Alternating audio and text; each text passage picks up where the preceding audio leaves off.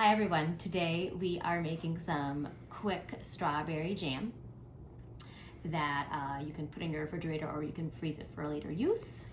And why making strawberry jam? Well, we went strawberry picking. It is the end of June and strawberries are grown in the Northeast area around this time for about, I would say, a month or so. You can go strawberry picking. And when you pick your strawberries, you want to make sure that they're all the way red. And when you come home, you only want to wash the strawberries that you're going to use because the dirt conserves them. But you definitely want to make sure that you wash them because there's lots of chemicals on the outside. And a strawberry is actually grown on a plant and the seeds are on the outside of the fruit. Okay, so these have been in my refrigerator, and in my pot I have 1 quart of strawberries, and I'm just gonna mash it with a potato masher. Okay, you could do this with a food mill, you could do this with a ricer. I'm just gonna go old school potato masher. And this is gonna break it up into small little chunks. If you really wanted it like almost completely smooth, you could take a immersion blender or even put it in the food processor. So just basically, you use the tools that you have in your house and based on the texture that you want. All right, so to make jam, that is typically some kind of fruit that is crushed, okay? And with jam, you always see sugar. Now, we are not gonna can this, and I don't want it really thick, so I am not gonna use a lot of sugar because we're gonna make ice cream with it. And the ice cream has sweetened condensed milk, which has a lot of sugar. So I'm taking that into account. So to my 1 quart of strawberries, I'm adding 1 cup of white sugar. And sugar is hygroscopic. What does that mean? It means it's water loving. So that sugar is going to leach out some of the sugars in the strawberries. Okay. Now I'm also going to add lemon juice to this. It kind of balances out the sugar a little bit. Some people can add almost equal amounts of sugar. Like I said, I'm highly reducing the amount of sugar today, just because I don't really want too much sugar. And I'm gonna either eat it within a few weeks or freeze it. So to this, we're just gonna put it on our heat on low, and it's gonna boil, and then once it boils, I'm gonna lower the heat a little bit, and it'll simmer for about 15 to 20 minutes. Okay. Now we're gonna go over and make our ice cream base. So this is what your finished jam is gonna look like, okay? It's kind of gloppy and it's thickened up. And typically you can also get the same consistency if you use some pectin, but this is just sugar and strawberries. And this one actually does not have lemon juice. All right, so we are making some ice cream. And this is a no machine required ice cream. And we're using 2 ingredients to make our ice cream. First off, we're gonna use heavy cream. Now, heavy cream has about 36% milk fat, all right? And I would say it whips the best, okay? If you're making freezer ice cream, you may not use a heavy cream because with all of the force that it uses, it might turn it to butter. But because we're doing this with a hand mixer,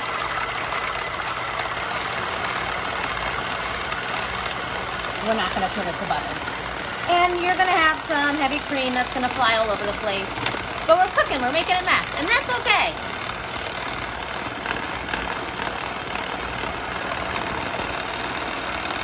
So while this is whipping, I'm going to add my sweetened condensed milk to the strawberry base.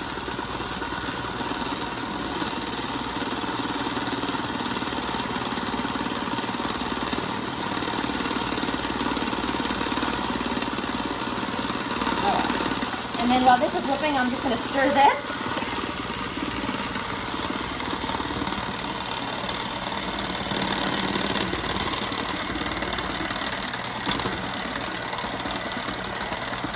So the third hand here is my husband behind the camera. He is being very kind and helping me whip that cream.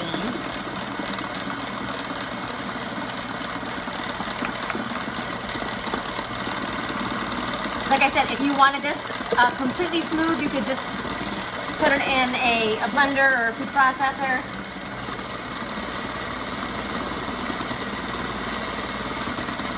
Or an immersion blender.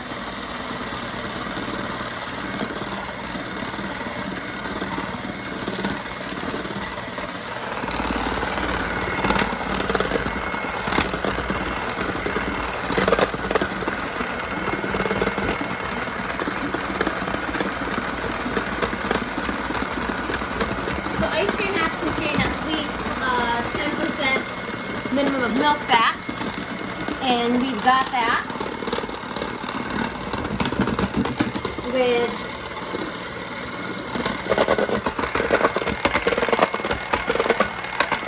the heavy cream and then, well, sweetened condensed milk. That's another one of our ingredients.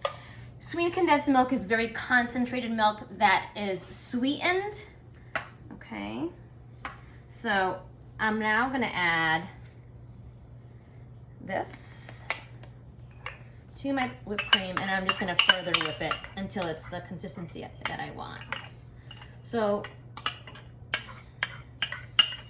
for ice cream, again, we have our milk fat, we have sugar, strawberry is our flavoring. Could you add different flavorings to enhance the strawberry? Yeah, we could add a little bit of salt, and that'll enhance the sweetness. You can also add some alcohol. Now, if you add alcohol, it kind of doesn't let the ice cream freeze like rock hard because alcohol doesn't freeze, okay? So you could add maybe like vanilla vodka or maybe strawberry vodka, and maybe you could just remove 1 cup of jam, add your vodka to the jam, and then cook out the alcohol that way if you're serving it to kids.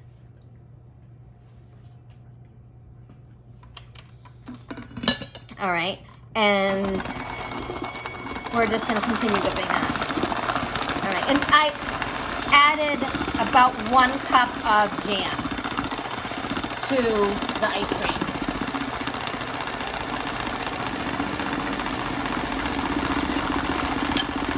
Remember our recipe, we have 2 pints of heavy cream, 1 can of sweetened condensed milk, and 1 can of sweetened condensed milk and 1 cup of strawberry jam. Now, when you use an ice cream machine, the ice cream machine is incorporating air and volume to that ice cream, okay? This recipe works because as we're whipping the cream, we're also adding air into the mixture, which will give it that nice airy mouthfeel when we try it.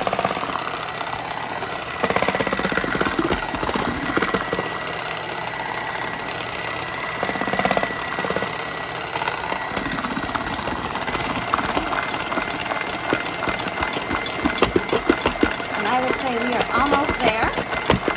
And this is a great recipe. Like if you just wanted to keep it plain, you didn't have to add the 1 cup of jam.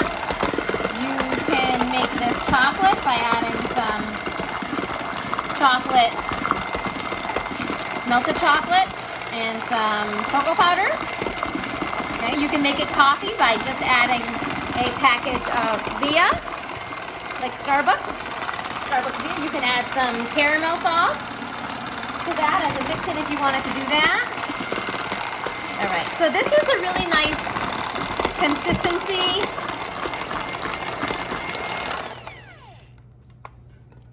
So we're gonna stop there. And I have lined a loaf pan. Now, the nice thing about this is you can line whatever pan you want to make it in. So if you wanted to make an ice cream cake, you can make all different kind of ice cream flavors and then just line different cake pans with your flavors and make a really awesome ice cream cake. All right, so we are just gonna fill this, and I think I have more than I need.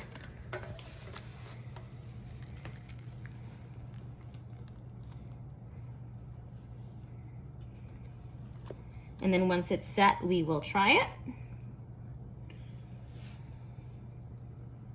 and enjoy some strawberry ice cream.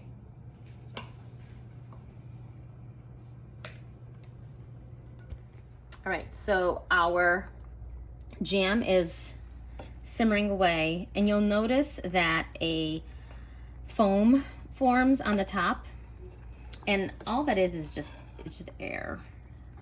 But to make a quality product, you want to just skim that away. If it doesn't bother you, you can leave it on there, but we're going to take it out just so it makes a cleaner jam. Okay. And this is going to continue to simmer for about another, I would say maybe 10 more minutes. All right, our ice cream has set. It's been in the freezer for a few hours. Could it be a little bit more frozen? Yes, but that's okay. We want some ice cream. We just had some dinner. All right, so we're using an ice cream scoop. I'm making one for me and one for that awesome camera guy who's my husband, and he's been really good behind the camera, and he's a really nice dishwasher.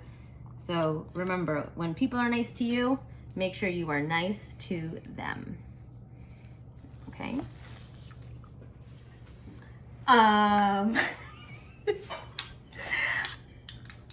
So I'm gonna add just some cut up strawberries.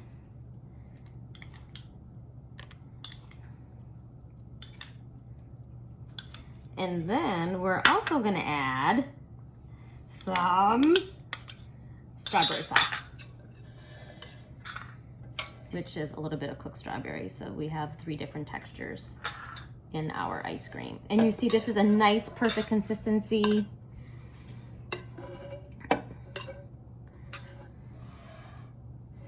All right, taste test.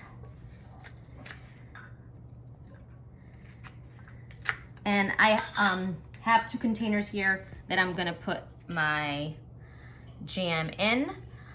And what I don't eat in there, I'll put it in the refrigerator. It's good for 2 or 3 weeks. In the freezer, it's good for up to a year. And let's taste.